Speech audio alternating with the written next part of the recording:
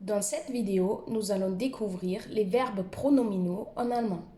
Nous allons découvrir qu'est-ce que c'est, comment on les construit et conjugue, et où on les met dans notre phrase.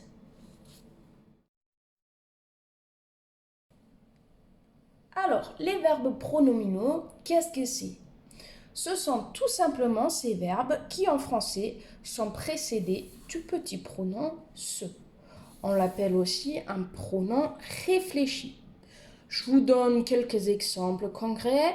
Donc, se connaître, se doucher, se disputer, se présenter, etc., etc. Il y en a plein, on les utilise tout le temps, donc c'est quand même utile de savoir comment on va les appliquer dans une langue étrangère, ici en allemand. Alors, en allemand, ce petit se ici correspond au sich. Essayez de retenir, pour faciliter la prononciation, le pronom ich avec un S devant, sich. Donc, le fonctionnement pour l'infinitif est le même. Se connaître, sich kennen. Se doucher, sich duschen. Se disputer, sich streiten. Se présenter, sich präsentieren.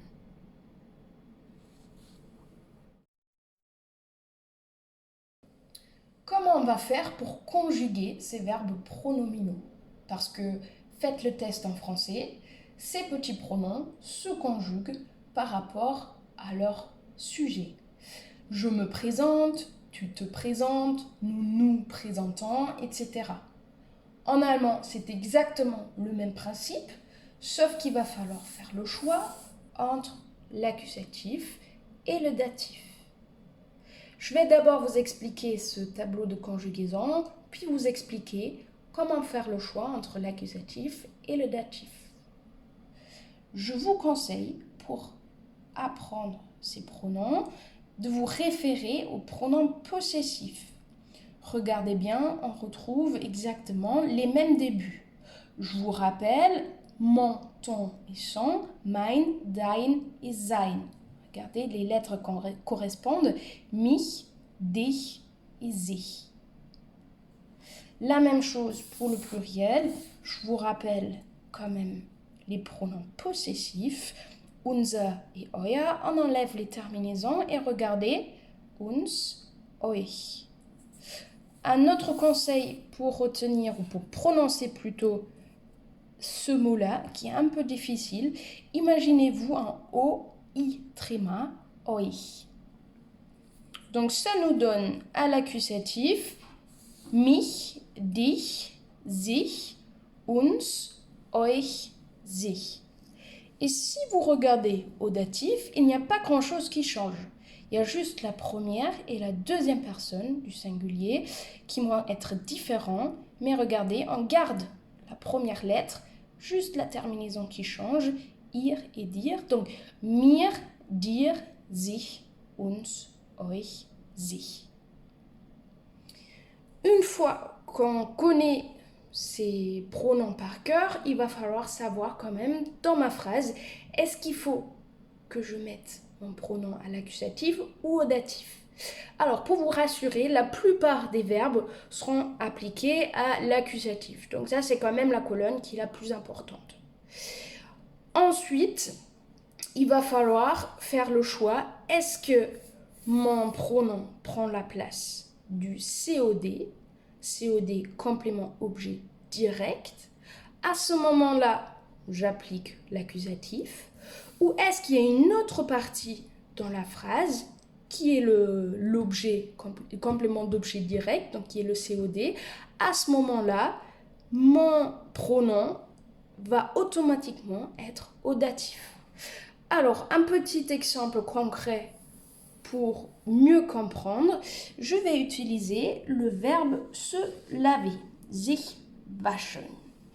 Je veux faire la phrase je me lave. Petite phrase, il nous faut alors un sujet, un pronom, ich. Il faut conjuguer mon verbe waschen et il faut regarder ceci, comment il se transforme. Donc, on est à la première personne du singulier, je me lave, ich, et donc on a soit mich, soit mir. Là, on va faire le choix du mich, ça sera l'accusatif, puisque dans ma phrase, il n'y a rien d'autre qui peut prendre la place de l'objet. Donc, ça donne ich wasche mich, puisque ce mich, ce pronom, prend la place du COD, donc est à l'accusatif. Si maintenant je rallonge ma phrase, je me lave les cheveux. En français, ça ne change pas grand-chose. On ajoute tout simplement un objet. En allemand, les cheveux va prendre la place du COD. Donc, c'est notre complément d'objet direct. Et du coup, forcément, notre pronom doit être au datif. Alors, le début reste pareil. Ich wasche. Ensuite, on a dit notre pronom au datif, mir, die Haare. Die Haare, ici, c'est le COD à l'accusatif. Donc, vu qu'on a déjà un COD ici, le mir doit être forcément au datif.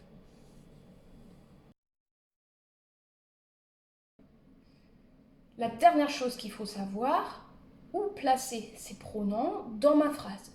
Pour cela, nous avons deux possibilités.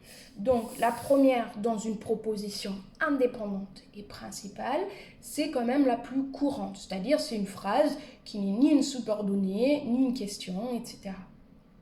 À ce moment-là, le pronom est juste après le verbe conjugué. Qu'est-ce que ça donne concrètement dans un exemple? Je me présente à ma nouvelle classe. Donc, on a en français le sujet, le pronom et le verbe conjugué. En allemand, on a dit que le pronom est après le verbe conjugué. Donc, sujet, verbe conjugué à la deuxième place, comme toujours dans les propositions en allemand, le pronom. Ich präsentiere mich in meiner neuen Klasse. Regardez, faites attention par rapport au français, c'est inversé. C'est exactement le même principe si on veut l'appliquer au passé. Je me suis présentée à ma nouvelle classe. Donc en français, il y a juste l'auxiliaire qui s'insère entre les deux. En allemand, on a le sujet, l'auxiliaire donc, qui est conjugué à la deuxième place et le pronom juste après l'auxiliaire. En allemand, la particularité, c'est que le participe passé est repoussé jusqu'au bout de la proposition, donc tout à la fin de la phrase. La deuxième possibilité, c'est une proposition subordonnée. Donc, weil, parce que, das, que, etc. À ce moment-là, on va retrouver le pronom juste après le sujet. Pourquoi? Parce que je vous rappelle que dans une proposition subordonnée en allemand, le verbe conjugué est tout à la fin. Donc, un exemple aussi, je reste à la maison parce que je me sens mal. Donc, cette première partie ne nous intéresse pas trop dans ce contexte parce que je me sens mal. Donc, je, sujet, pronom, verbe conjugué. Ich bleibe zu Hause, weil, parce que, ich, sujet, sauf que là, mon verbe conjugué est tout à la fin, et du coup, forcément, mon pronom se retrouve après le sujet. Ich bleibe zu Hause, weil ich mich schlecht fühle.